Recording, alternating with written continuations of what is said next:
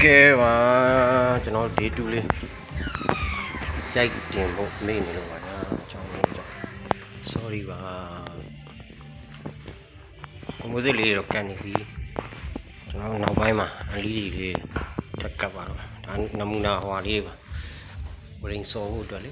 ရိုက်ထားတဲ့ဟာလေး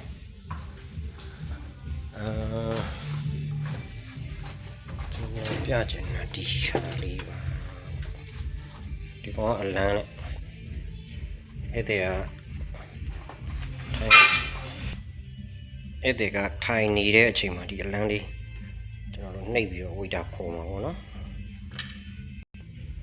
โอเคဝိတာခေါ်တဲ့အခါဒီကောင်ကနေပြီးတော့အလန်းရောင်စုံကာလာလေးတွေနဲ့ထွက်ပြီးတော့မြည်နေမှာပေါ့နော်အလန်းအတန်မြည်ပြီးတော့အချိန်မှာဝိတာလေးလာမှာပေါ့โอเคပါဒီကောင်အနည်းဒီ stick ထည့်မယ်သူ့အဖုံးလိုက်မယ်ဆိုတော့တက်ရက်လေးနဲ့လာသွားပြီပေါ့နော်အနည်းဒီ stick ကတစ်ခုကို9 mid ပါတယ်ဆိုတော့ကျွန်တော်တို့ power ကျွေးမယ်9 mid တစ်ဖြတ် power ကျွေးမယ်ပေါ့နော်9 mid တစ်ဖြတ် power ကျွေးမယ်ဆိုရင်လင်းအားလေးကောင်းပါတယ်ခင်ဗျအဲ့လို9 mid မကျွေးဘဲနဲ့ထိဆုံးမှာပဲကျွေးမယ်ဆိုရင်တော့လင်းအားက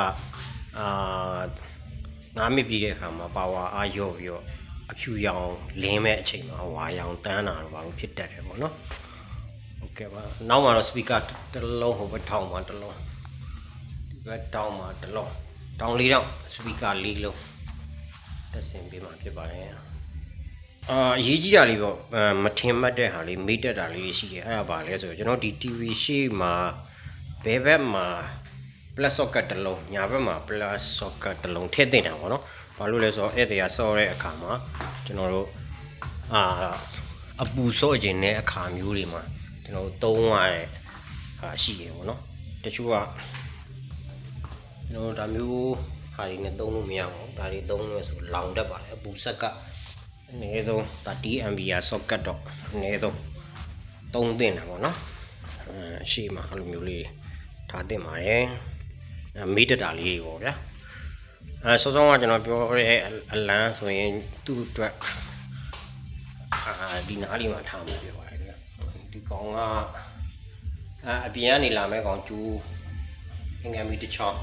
စက်ကိုပြန်မဲ့ကောင်တစ်ချောင်းပေါ့နော်ကျူးနှစ်ချောင်းဆွဲရပါတယ်โอเคပါ